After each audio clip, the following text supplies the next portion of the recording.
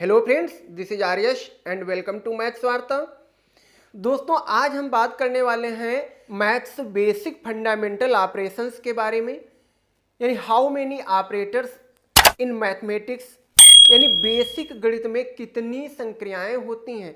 तो जो बेसिक गणित की संक्रियाएं होती हैं वो कितनी होती हैं? Number of 4। यूं कह लीजिए कि जो गणित का आधार है यानी बेस है वो इन 4 संक्रियाओं पर ही डिपेंड करता है।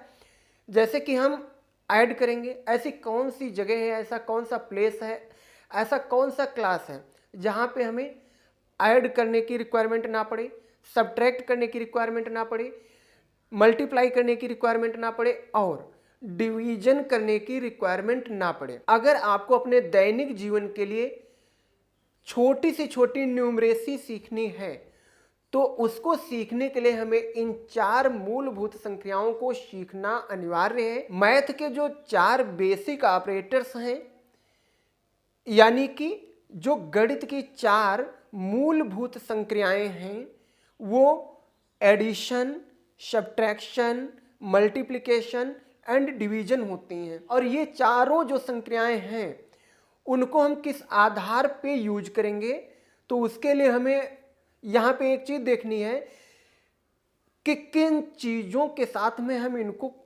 परफॉर्म करेंगे। तो वो नंबर्स हैं, संख्याएं हैं। भाई, संख्याओं को ही तो हमें जोड़ना पड़ता है, संख्याओं को ही हमें घटाना पड़ता है, संख्याओं को ही हमें गुणा करनी पड़ती है और संख्याओं को ही हमें भाग करना पड़ता है। तो यहाँ पे मैं बात कर रहा हूं कि संख्याएं किस आधार पे ली जाएंगी।